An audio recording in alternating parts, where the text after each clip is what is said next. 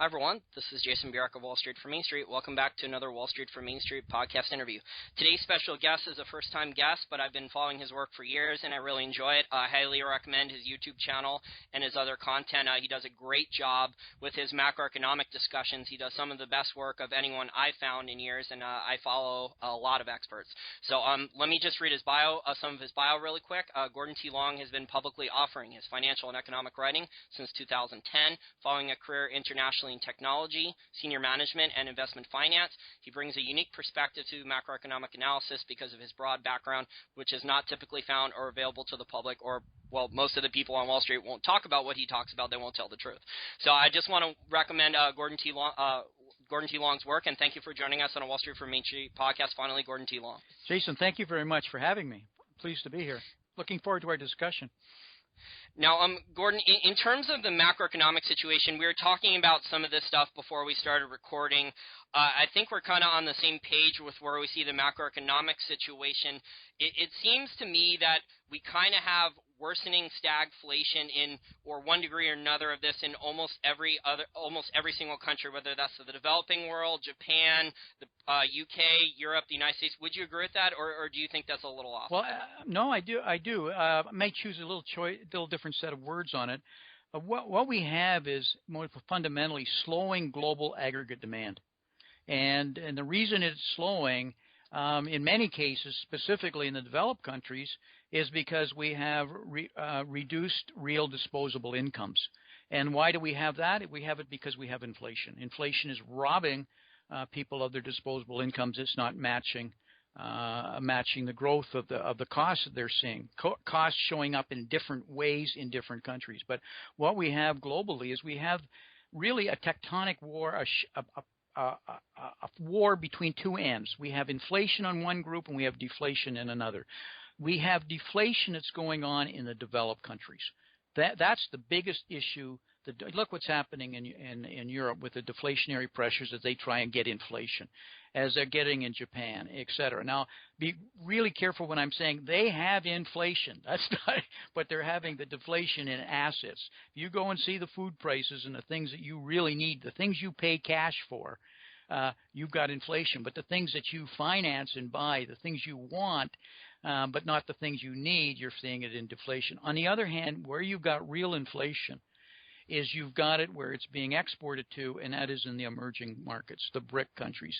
There, it's dramatic when you look at inflation, deflation around the world, these two camps, and they're fighting it for various reasons. So you've got the deflation camp, which is the developed countries. It's because they're debasing their currencies at such a rate, and they're debasing it through easy money, quantitative easing, zero interest rate, real negative rates. On the other hand, you've got the BRIC countries' inflation problems trying to stabilize their countries, and you'll find them, by the way, buying gold, whether officially or unofficially, at huge rates because they're trying to protect their currencies a longer term. Does that make sense to you?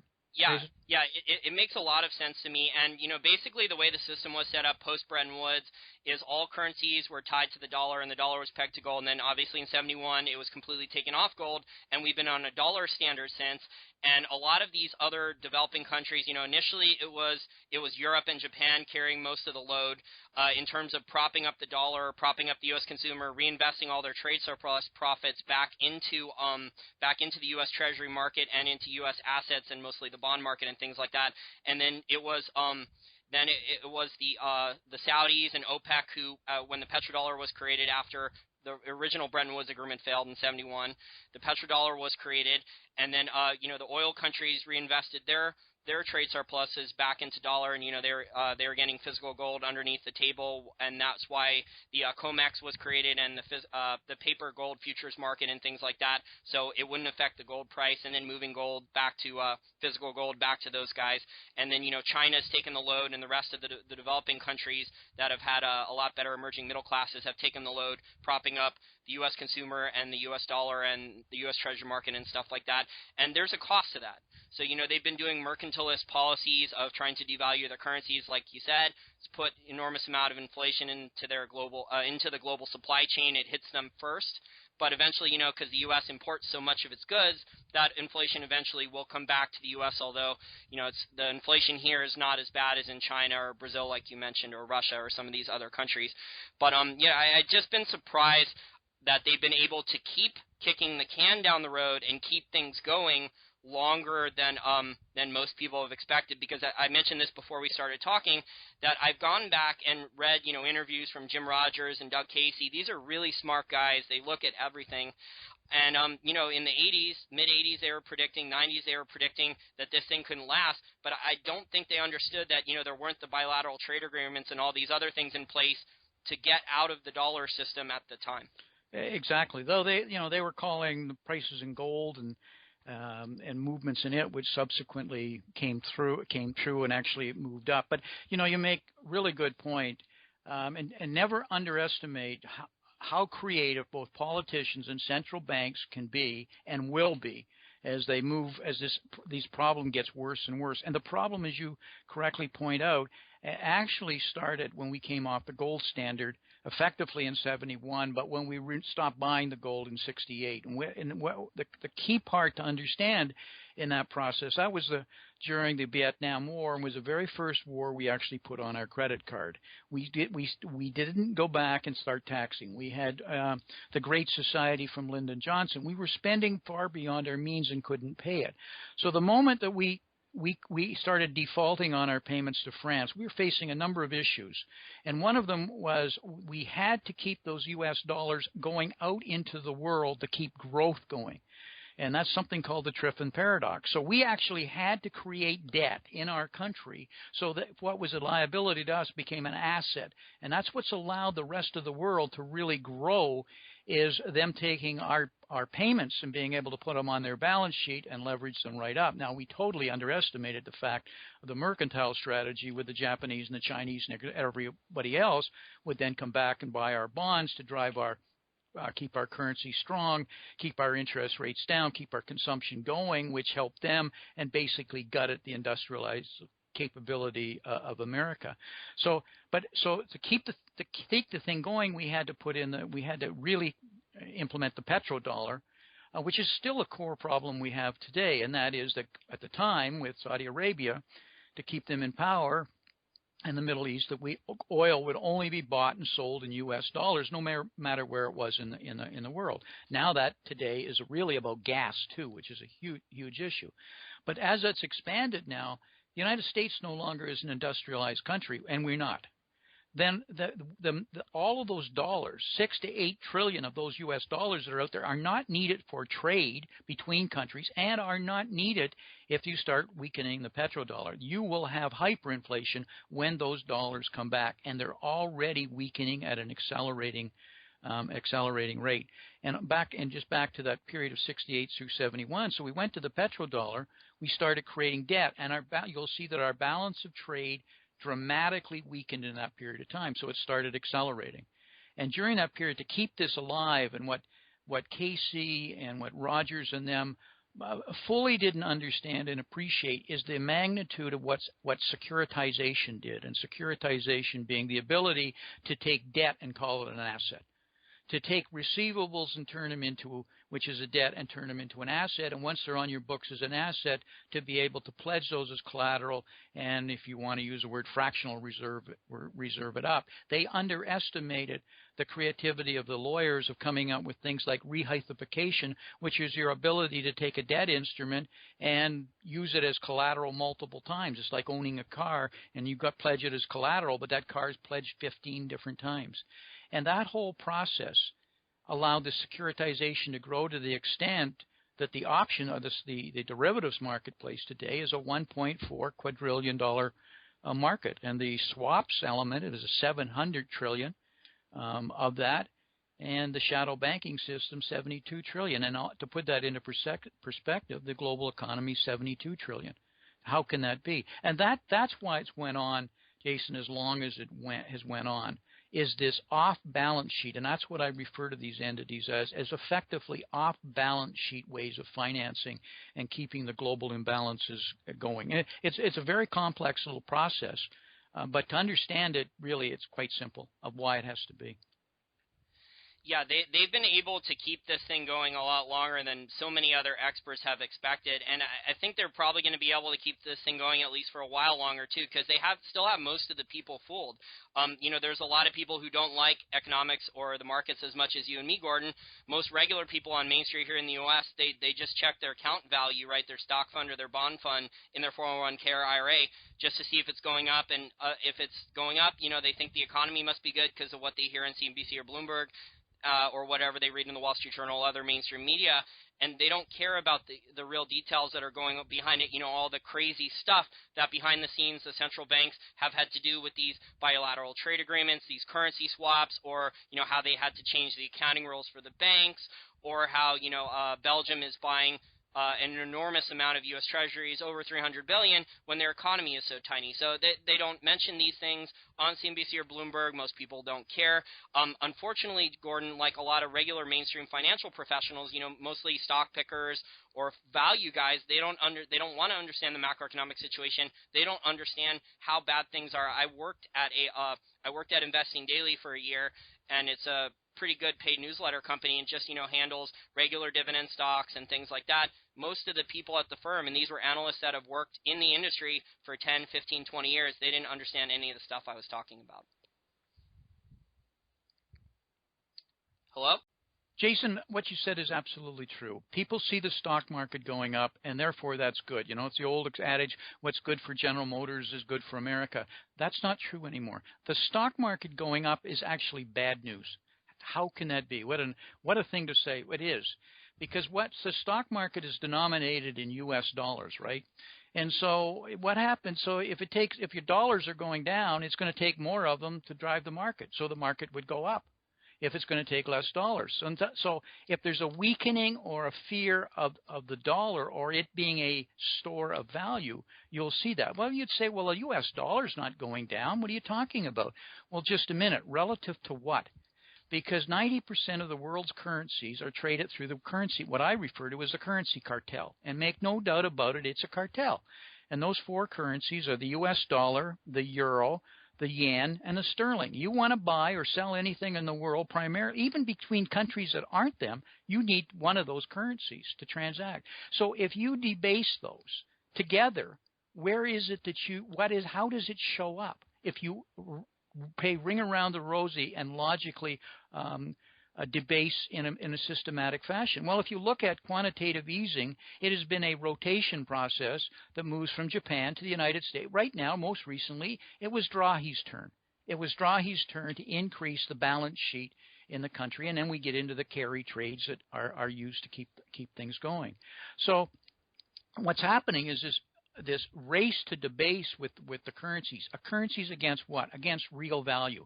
And that's why I said earlier, those who are being caught with the debasement vis-a-vis inflation that's coming into their countries, you see them buying real assets, most evidently gold. But there's a lot more real assets than just gold.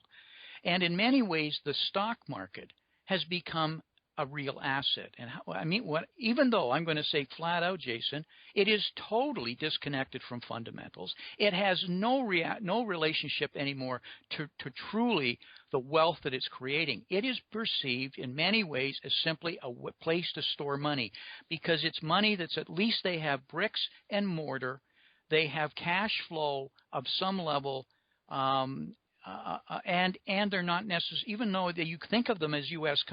companies, they're located around the world. So it's a global play for you. So that's why a lot of this is happening. Additionally, the corporations, and make no doubt about this, are buying back their shares. We'll have $2 trillion worth of buybacks, which is obscene because it's a tax scheme. You can borrow the money and write it off, and then buy back your shares, not pay your dividends, and your earnings per share go up because you got fewer shares. And once you've done that, Jason, and you've driven them to just incredible levels in terms of these buybacks, now you got less shares. You now print those shares, and you go out and you acquire. You go out and that's why mergers and acquisitions are starting to happen at such a rate, because you can accretively grow that top line. When I was saying earlier, you can't get growth. Well, you can take less risk, buy a company, load it up with some of your costs, load it up with some of your off-balance sheet debt, and you can drive your earnings per share up. And you just give them stock, not cash, because you just printed the stock you just bought back. And here goes the market. And who wins on this, Jason? Who wins on it? The government. Because if you look at really the growth, it's been the tax and the capital gains that the government's been able to get out of it. It's the investors who are selling those shares, not the public. And who's really left holding the bag are all the pension plans and all the funds that are forced to beat their index to be in those stocks because they're going up. Yeah, that's a great point, Gordon.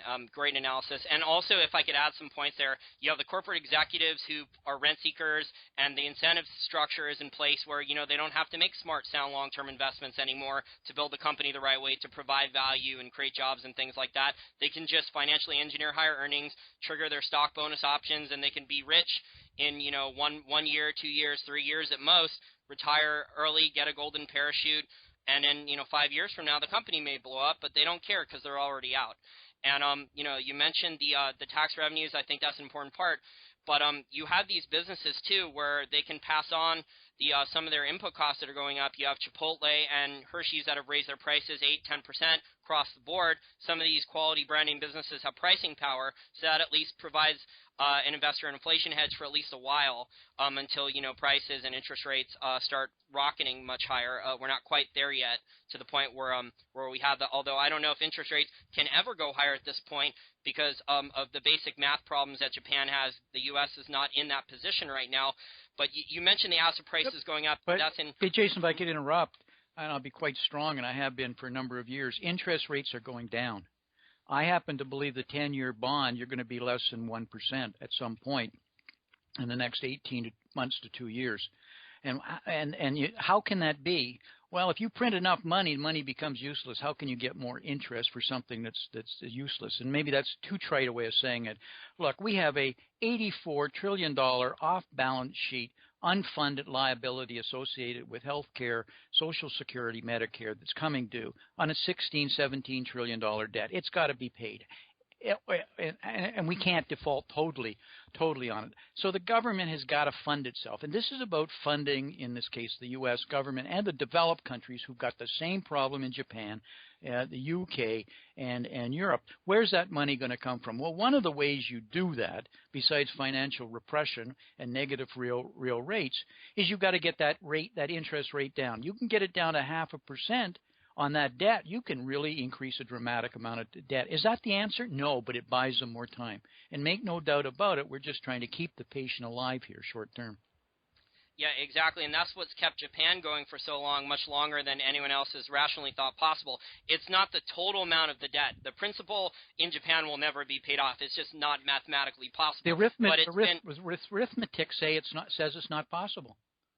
But it's all about the interest payments on the debt, being able to just finance the next quarter with the interest payments on the debt. So the principal itself is never going to be paid off. It'll be either wiped through inflation, or there will be a haircut on it, or something along those lines, one or both scenarios. Obviously, they're going to just keep printing more yen just to make sure that they can keep the bond market from collapsing and keep the economy from imploding immediately in the near term. And, the ramifications you already mentioned earlier in the interview are higher food and energy prices, higher consumer staple prices in Japan for their imports in terms of that.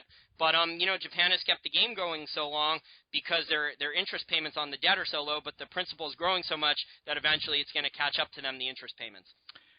The question is when, and politicians and the central bankers don't play a long-term game. It's short-term. It's not going to happen on my watch. So it'll keep on going. And when you see inflation really take off, and I'll use the word hyperinflation, Jason, it's really important to remember that hyperinflation is a currency event. Yeah, prices are going up, but it's caused because, and it goes extremely fast. It doesn't last a long period of time, measured in weeks and months, not measured in years. It's because of a lack of confidence that suddenly comes up in the currencies. Well, right now, the currency cartel has been able to play this game that's hidden it from people of what's really going on. So you haven't had that loss of faith yet in the currencies. And so that's why you really haven't seen hyperinflation. You have inflation, absolutely, in the developed countries. but it's hidden because of how we report it or how we claim it is in terms of CPI. But anybody and everybody just has to buy anything that you know the level of inflation you have. Yeah, exactly. Like the portions at restaurants, the price may stay the same on the menu, but you're getting 20 to 30% less meat, or it's a smaller amount of beer. We have listeners actually from Japan to our podcast, Gordon, and they've sent me on Twitter pictures of beer cans where 6 months ago the beer can was 20, 30% larger, and now it's the same price, but the beer can is humongously quite a different, smaller, and it's like the cereal boxes and a bunch of other things. And I don't think the government statistics, either intentionally or unintentionally, are picking up this. They're not getting the cost per unit that it's increased. They're just monitoring, the price of the thing. They're not seeing that the box of cereal, which was $3 and you used to get 30 or 40 ounces of cereal, is now the same price, but you're only getting 20. It's not accurately measuring this, intentionally or unintentionally. Well, when you get into the government statistics where they use hedonics and substitutions and a number of other techniques, it just is not. But this is what we should be expecting to happen, Jason. When you have a capitalist society, what happens is you end up with true competition, and therefore there's an exchange of products, and the right price is arrived at. So you, as a consumer, end up getting more for less. That's what happens. But as you end up with this compression for the reasons we've been talking about, this slowing aggregate demand kinds of pressures, inflation taking away real disposable income, what happens with the corporations is you end up having to pay more, and you get more for less. Or you get less for more. You're paying more money when you're getting a lot less. And that begins to really creep into the system as they do everything they can to try and jack up their price, but their profits. Now, where does it go next? Well, all of a sudden, the only game out besides the buybacks, which we're flat out right now, and the mergers and acquisitions I mentioned, is you suddenly then have to use the government that's now becoming such a large part of these economies. Look at right now, United States, 71% consumption economy, leaving 29% left over. The government can't be, it's actually 40% of the remaining number because we spend more than the GDP. But, the government should be maybe 19%, which would leave 10% for exports and imports and investment. Well, it's not there. It's consuming it all. So the capitalist system, we don't have savings anymore. What we have is credit. And instead of it being reinvested. So the long and the short of that is you're going to get less. You're getting less and less for more. But as you move to this crony capitalism, where in fact you've got to use regulatory arbitrage, you've got to use the government because it's such a big part of the business now, to get contracts to be able to feed it that particular trough, or to use it as a competitive weapon, or to get forbearance on the regulations or regulatories. What you then move into is you get less and less for more and more. You get black markets, etc. And that's the road that we're marching steadily down right now, that people just don't seem to understand why it will be this way. And it's not that corporations are bad people. It's not that they're all a bunch of evil thieves that are out there. They're trying to survive. They're desperately trying to make their profits grow. But when aggregate demand is shrinking on the top line, what do? Just say, oh, God, we're going to lay people off, which they've already done, and we're going to start pulling in our horns. You've got to do something else. Why did Procter & Gamble just announce it's going to get rid of 100 brands? The premier brand company in the world, putting these brands on every shelf in China, etc. Why are they going to get rid of 100? And I think they're going down to 7 or 8. Why would they do that, Jason? I don't know. That's an interesting question. I haven't thought about it that much, Gordon. I don't know if I've seen you with your videos talk about the Procter & Gamble losing the brands. But you brought up. No, I didn't mean to put you on the spot at all, because it's a really difficult. It's a difficult question. The question is, and you just answered it right on. Who has thought about that? It's when you start to really think about why they're forced to do that, you start to understand the core issue. And that's our problem right now. We're just papering it over by printing more money. That always ends badly. It's never ended well, ever. Well, that's the Keynesian solution, though, right? Is that, just keep finding new ways to get people to spend money. Savings are evil. They're either evil hoarders. Credit is fine. Credit is fine even if you don't raise your income or grow wages. That's the problem when you consume before you produce. You can consume before you produce for a little while, run up credit card debt or something like that, but eventually you have to produce something. You have to grow your wages or grow your income or something like that to pay off the debt. And that's the problem is, there's no savings, there's not a lot of capital left to do that, and that all goes back to, the problems with rent-seeking and Keynesianism and the fact that big government has grown so much. It's taken up too much of the economy, like you mentioned. I mean, when you add up all the different levels here in the United States government, the municipalities, the states, the federal levels, all the off-balance sheet items, the transfer payments, I mean, the government's basically, when you include transfer payments with welfare and Social Security and things like that and government pensions, it's 40% or more of total GDP included in there. So it's an enormous amount of sum that the federal government is just enormous, and it's like that in Western Europe. Japan, it's probably similar levels. Japan has a pretty large welfare state too, and it's the people have gotten so addicted to getting checks from the government and just spending. They're not used to being capitalists. Most of the people in the U.S., they don't even want to be capitalists anymore. But if you're a small businessman, right, you're the majority of the job creator, but then you have these large corporations, like you mentioned. They're making your life nearly impossible with Obamacare. If you're a small business, you're not getting an Obamacare exemption. You're not able to borrow at 1% or 2% like a large corporation can, and you're getting regulatory arbitrage and all these other things. And the guy in the street who has to be a capitalist, or you risk bankruptcy if you're a small businessman or even a regular person on Main Street, you basically have to be a capitalist because you don't want to take on too much debt. You have to protect yourself from bankruptcy. And it seems like, it's a two-tiered system where the people in government, the large corporations, the special interest groups, the hedge fund managers, Wall Street banks, they have a separate set of rules, like the creditism Richard Duncan talked about, but then the man on the street is forced to, potentially bankruptcy risk, and they can't find a full-time job and things like that. See, I couldn't agree more with what you just said, Jason. But, with the government, we actually have a capital shortage. And because we're no longer a capitalist society, we're not operating that way in the developed world.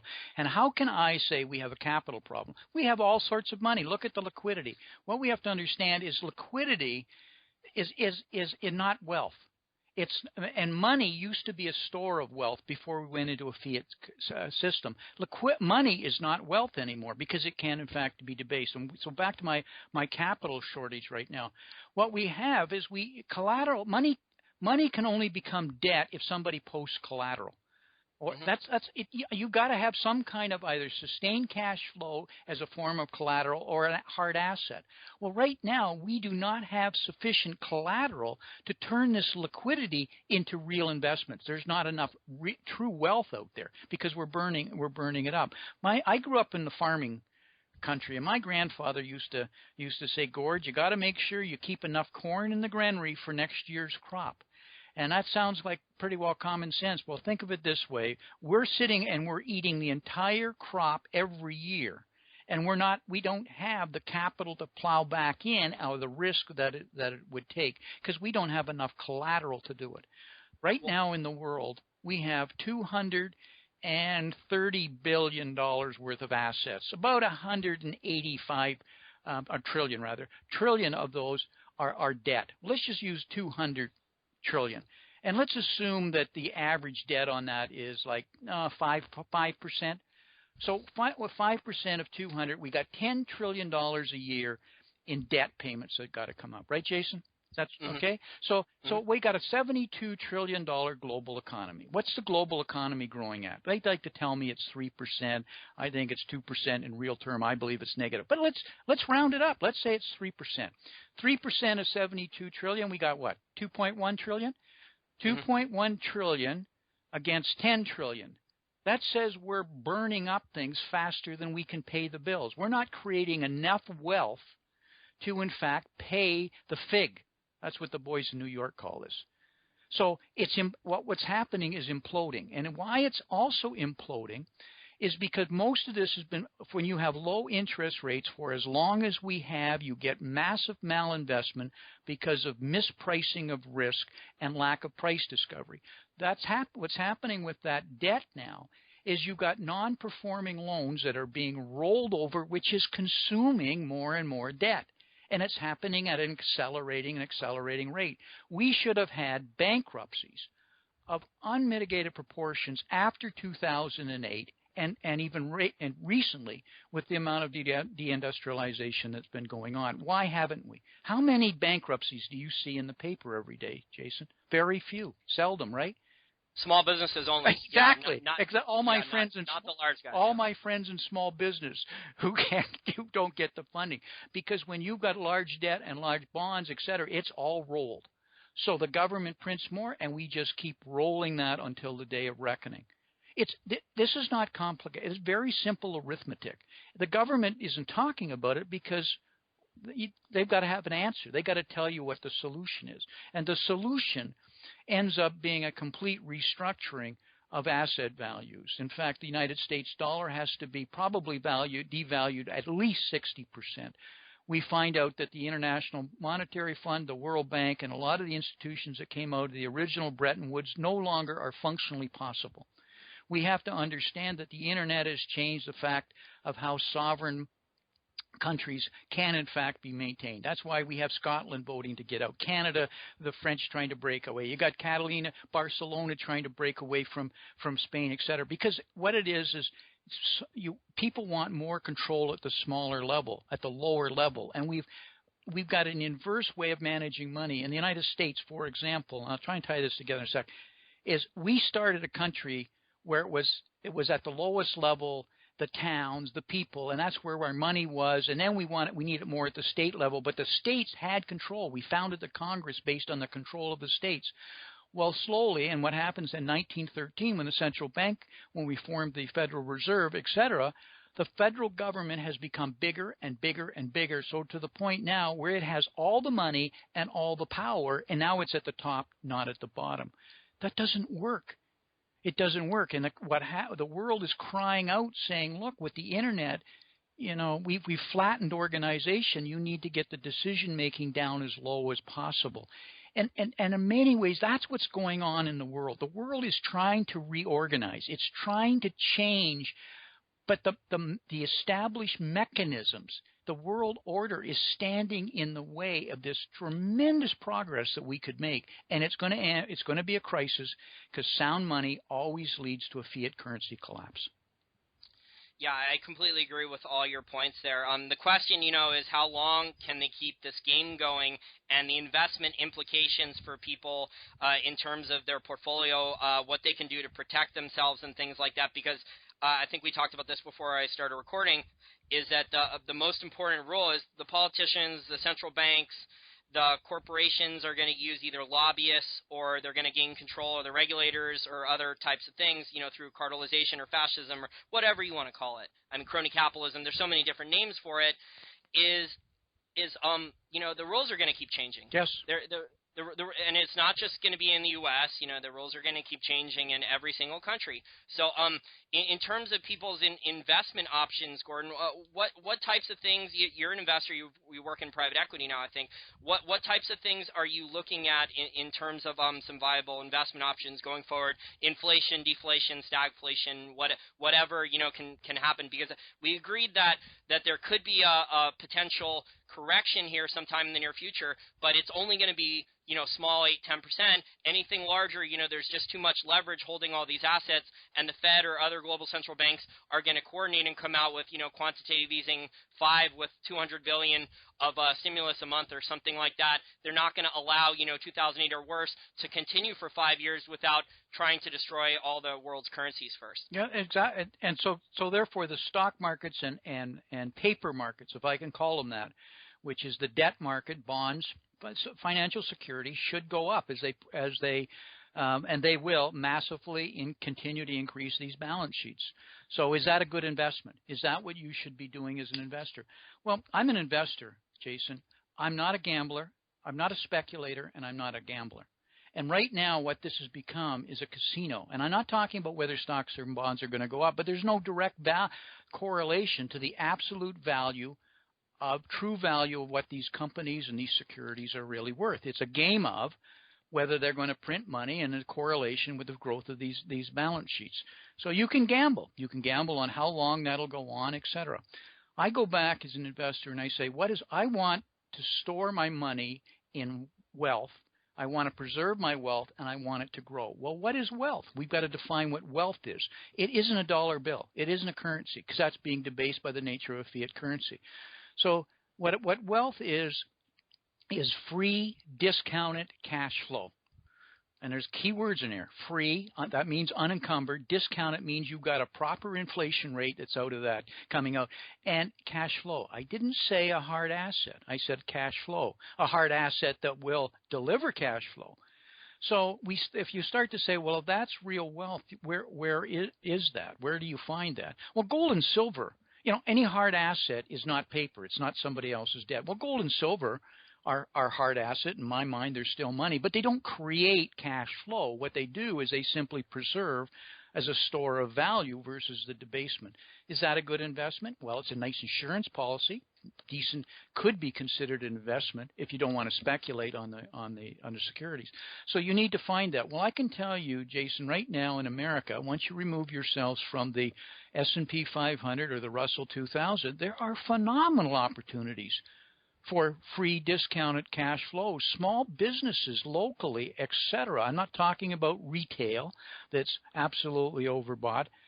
But if you go around today and see the amount of people that are creating new concepts and I won't use the word apps, but things on the web, small little groups that are looking for funding, and I'm not talking about being an angel investor, but trying to fund them. If you understand that application, if you understand that industry, etc., they're everywhere.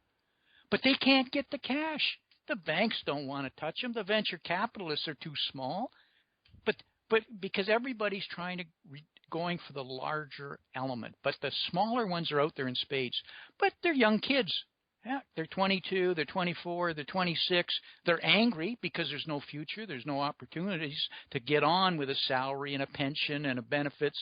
So they're kind of having to do some of this on the fly. They're well educated. Sounds like me. Well, Jason, that's the way it is for the youth today. And so the investments today you need to invest in the youth. They're there. And as part of this, turn that pyramid around. Stop going up to the top to the big corporations. Go down to the bottom. Because, by the way, Jason, my background, I spent 25 years in two of the largest global corporations in the world. So I understand and I did strategy of how to grow these corporations. The way they have to grow today is they have to buy. They can't do it organically because innovation is moving so quickly. Speed is the new competitive dimension as life cycles have got so short with products in terms of technologies. So you've got to buy it. So it's innovation, but how do you find it? They can't be, very few of them are the Apples or the Googles that can be that innovative and sustain a competitive advantage. But so the investments, long and short of it, are there, Jason. They're also there in what I'll call the dirty industries. There are so many businesses that have been created in America by the baby boomer generation that's now retiring. But they've got 3 kids, all went to fine fancy Ivy schools, but they don't want to get their hands dirty running dad's called dirty business. But dad needs to get the money out because, he's got to split it up. He's got with the 3 kids or his own retirement. The people that could run the company working for him that got the ability sort of to do it, they can't get the capital. Nobody trusts them. They don't have a fancy education or whatever, but they know the business, and they can't raise the money to buy it out. These businesses are everywhere, but the bigger companies, the venture, they don't want to touch them because it says, well, who's going to run it? Who's going to manage this sort of thing? So they kind of fail, or there's a bit of a consolidation. They're everywhere. Am I making sense here, Jason? Yeah, you're making a lot of sense because there's no the hedge funds. It's not as easy for them or the investment banks to value these things. It's not large. They can't do complicated leverage deals. They can't do a carry trade on it to borrow at zero and sit it in a S&P 500 dividend fund or futures or something like that. So yeah, that makes sense that the valuations are still reasonable because there's not as much leverage for the real large big boys to do, carried interest trades and things like that on them. Exactly. So, my comment of how to invest, I'm not talking about if you're running a fund manager, hang up, don't even listen to this. If you're no, that's not your strategy. You'll be fired doing this sort of thing. If you're a large money manager. But if you're an average investor, well, not even average, you're retired doctor, lawyer, and you've got a fair bit of assets. You're better to invest in things you know and understand, the kinds of things I'm talking about, and that are real, that are you can see and touch and hold. They're not in a security statement that suddenly the market goes down, has a flash crash, and you're handed a statement and says you just lost 40% of your net worth. Yeah, it's a good point, Gordon. And I think that's a great point you mentioned about physical precious metals, is a lot of people thought they were investments when they're really just insurance policies and things like that. And we don't know what the politicians here in the United States are going to do with them. Because, yes, you know, we do. It's just, yes, we do. Well, we do? Oh, yes. Let me tell you what they're going to do, Jason. Sorry to interrupt. Okay. They're going to tax the living hell out of it as soon as they go up. As soon as gold starts to silver go up, and they are going to go up dramatically. But when they start to really move, that you will have outrageous capital gains tax put on them. That's what it'll do. It'll be a form of tax. They won't confiscate it like they did back in the 30s. Can't do that. It's too hard to track. But the taxation that'll come with it. So then the question is, what kind of insurance policy was it really? Now, don't get me wrong. It'll create a black market, though, won't it? It'll create black market in what size of gold and silver? So it's got to be a size that can be able to do it, because anything of any large size, they're going to have all sorts of controls on it. But yes, you'll see black markets appear in it. Don't get me wrong. I'm not trying to badmouth gold and silver. I've been in gold and silver for 20 some years. I've been a big believer in it. I just happen to think you've got to understand what the realistic returns on it, and it needs to be a piece of your strategy. Yeah, I completely agree. I think it's an interesting thought experiment to all the rules changes, because, you know, politicians try to do that, the higher capital gains tax on that. You know, your precious metal miners that are located in Canada or Mexico, those governments may not want to raise the taxes on the miners there to destroy their own economies. Those things could go through the roof. That we have historical evidence of that. What happened in 1933 when FDR confiscated the gold and forced people back into dollars, and then the stocks of homestake mining and dough mining went, you know, up 500% like crazy, and the silver miners went up 500% like crazy. So it's going to be a really interesting type of cat and mouse game going forward, where, you know, the politicians are going to try to tax people for one consequence of behavior things and force things, and then something else that they didn't anticipate is going to happen, an unintended consequence, like maybe oil stocks. If other gold miners do get taxed or something, maybe oil stocks will go up 500% because oil's black gold, and the people who are producing the oil going forward may only accept gold or silver, or they're going to, you know, obviously they're doing bilateral trade agreements, right? The oil producers and the natural gas producers, they don't want to be holding large amounts of dollars going forward. They see the writing on the wall. It'll be really interesting to see what's going to happen in the future. And money can be made there if you're nimble. If you're astute and you're nimble as these things unfold, there's money to be made. But I would say then you're sort of playing the speculator's game. Well, that's the thing with fiat currency, Gordon, is that, like, I've went back and studied the hyperinflation in Weimar. I've read When Money Dies by Adam Ferguson. The central bankers forced almost everyone into being speculators, right? You couldn't hold cash.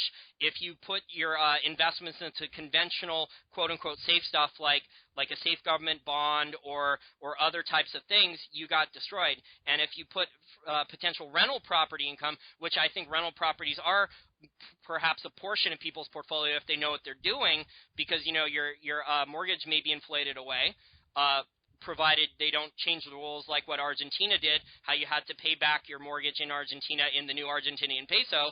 But, you know, they put wage and price controls on rent controls across the board, I think, in Weimar, Germany. So we don't know what the rules are going to be going forward, but I think it's an important point that you mentioned, that people are going to have to be nimble, and they can't bet it all on one asset class. I think that's a really stupid strategy. And you're right about the risk. The government and all of those examples in terms of hyperinflation, I studied 52 examples and how short-term and how accelerated they are, and that's why I say it's a currency event. But what happens as you get into it is because of something called financial repression, and that is what you just said. The government forces, through regulatories and laws, incentives, to force you to take on more and more risk for your returns. So, and there's a very good reason why they want to do this in terms of financing the government. The most obvious one, for example, right now, with the stock market going up and the lofty levels that we're at. Well, when you really look at it, forget the price. It says, what's the yield now on the stocks? Well, they're a disaster. But relative to what? Well, when you look at the bonds, that are down paying, well, let's look at the 10 at 2.5% and going lower on terms of yield, it suddenly becomes quite attractive. So if you have to finance a government debt, and you're going to bond people who've got to be in one market or the other effectively, if you're a pension plan, you're going to suddenly start to move into the bond market when those rates are, with the stock market getting this high and the yields this low. You get some kind of shock, some kind of fear. Remember the last time we had it in 2008 and they went negative on the nominal on the short-term treasuries. You just wanted to buy safety at any cost. You get this, and you could suddenly have another spike up in bond prices, down in the yield, and the government can finance even cheaper.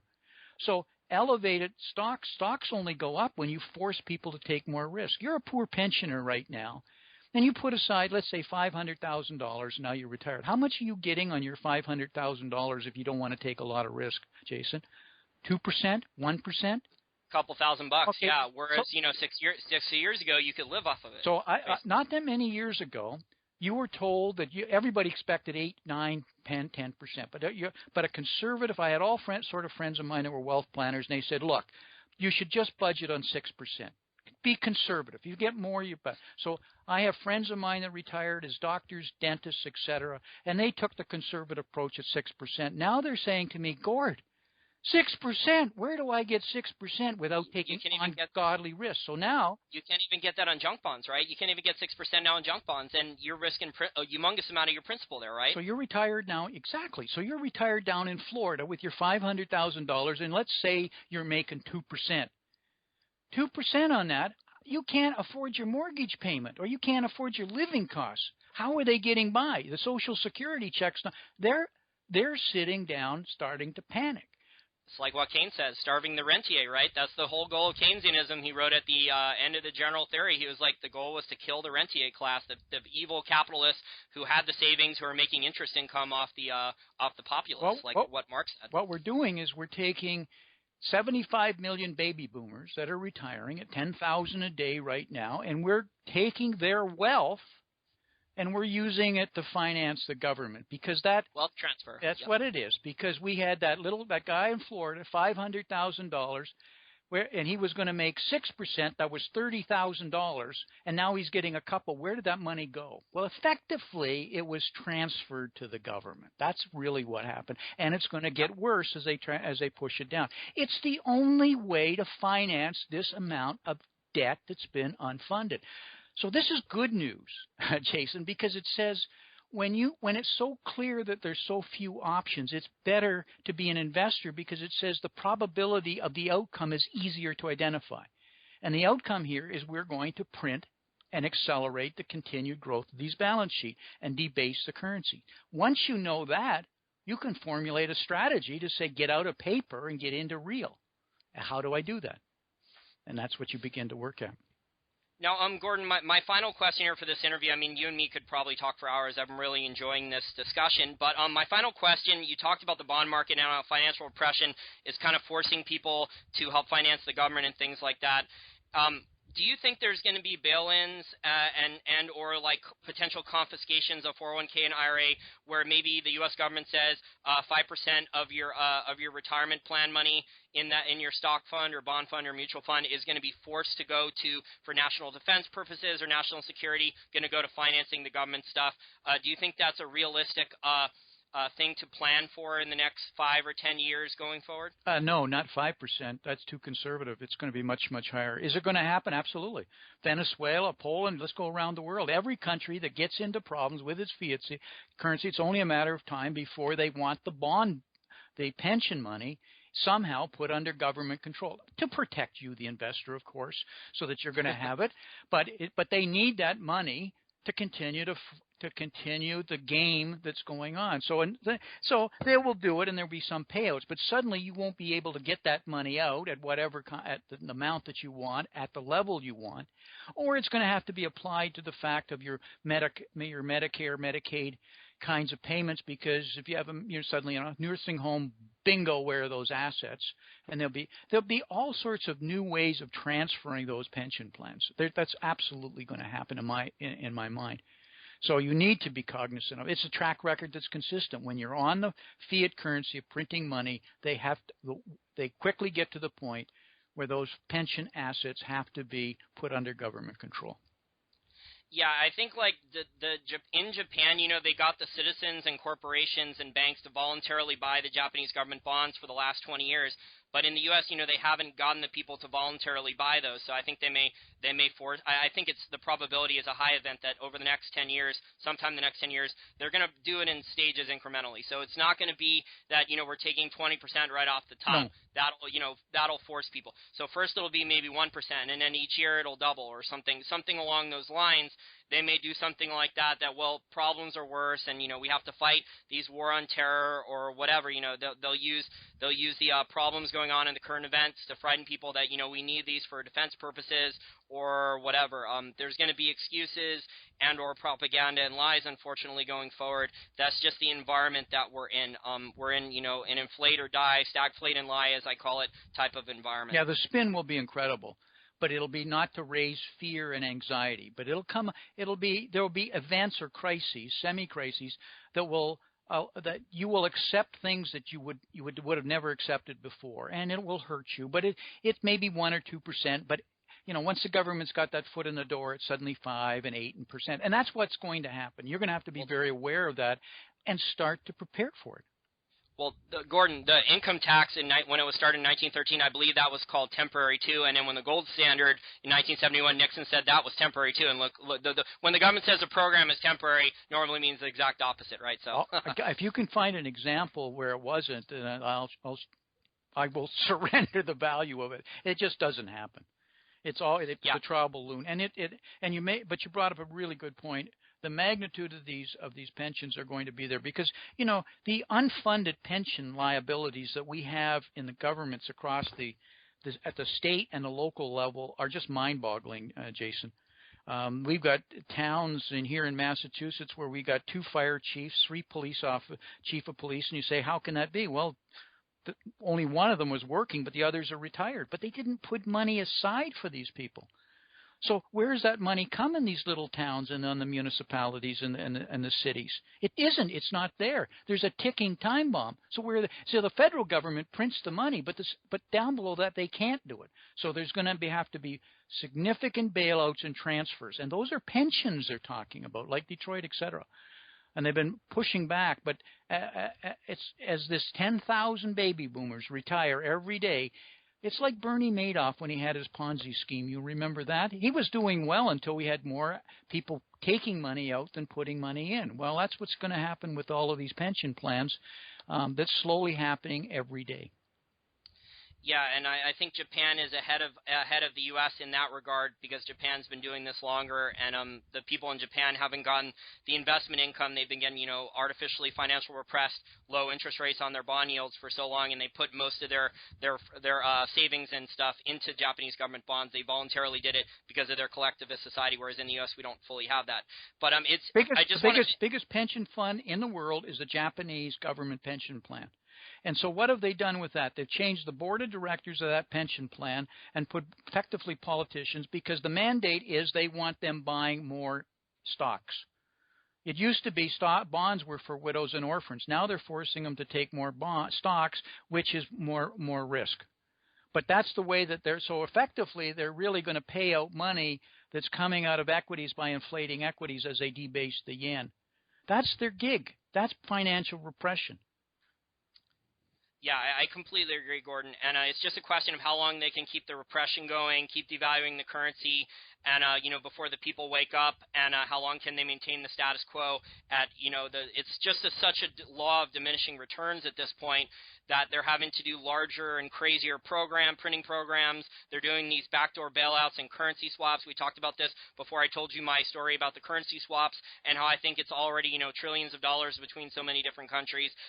There's just so many rules changes and crazy things going on behind the scenes that everything is so untransparent, and I don't even think we're getting even half the story publicly at this point, and you and me pay a lot of attention to markets. Well, we must be getting fairly close when you see them making bail-ins universal right across the G20. When you start to see they're putting gates on money market funds, I don't think the average person even understands that the Securities and Exchange just passed that to do that.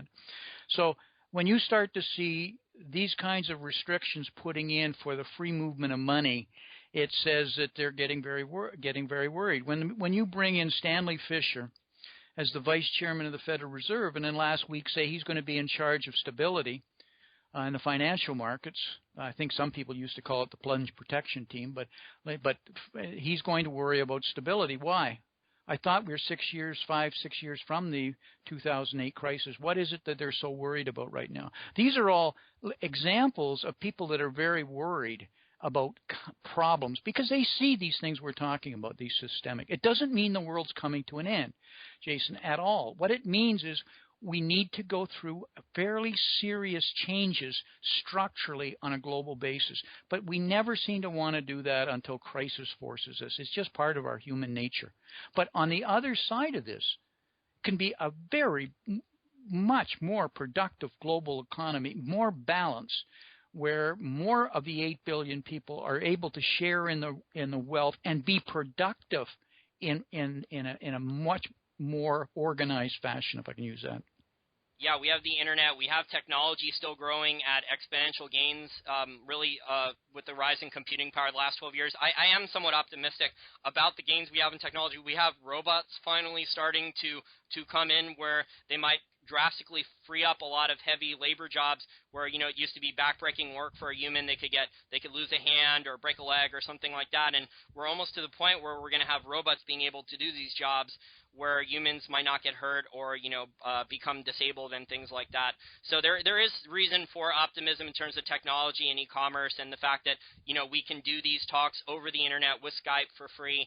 There is amazing technologies. We wouldn't have even, I don't know about you, but I wouldn't have learned even half the stuff without the internet, without, there are free market forces and technology in play. I think that's my point, that there's more entrepreneurial stuff and innovation and things like that going on, despite all the things that you and I discussed about the macroeconomic situation and the problems with governments and large corporations and banks and things like that. Exactly.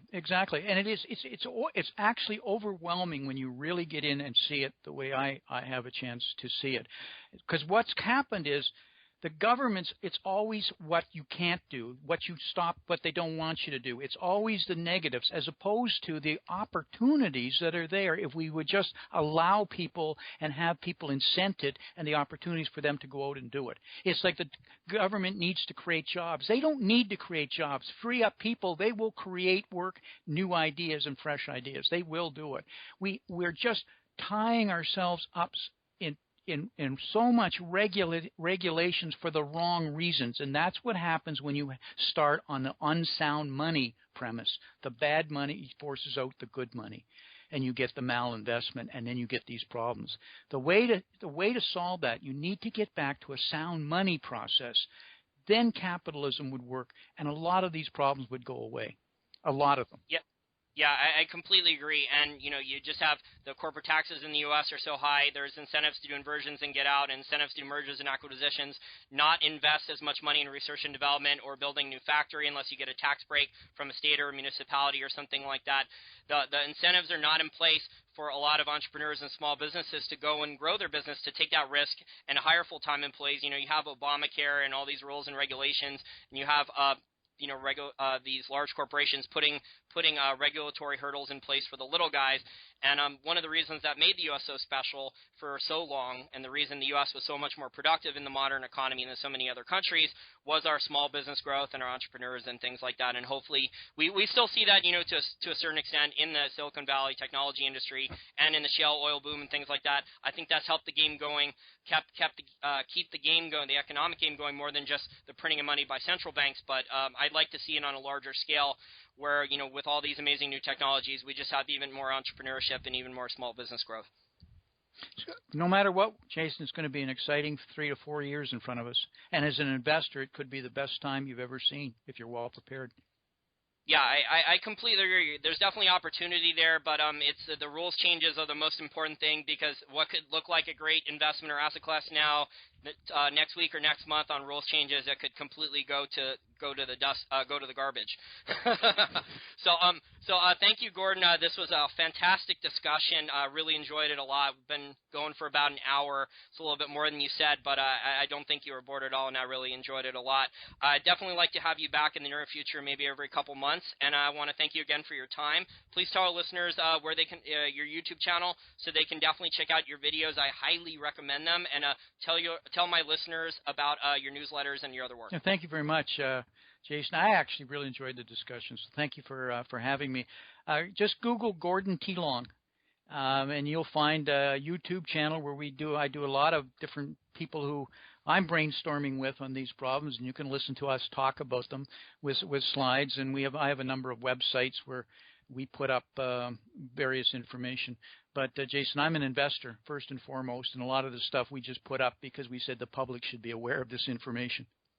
Me too, Gordon. I'm an investor too, and an entrepreneur. I actually have one of those, I think, really large potential ideas. I want to disrupt those overpriced MBAs and things like that. While I was learning how to invest, I was reading all these different investment books. And a lot of the academic formulas that I learned, I'm an MBA school dropout. I didn't get a business degree. I got other degrees.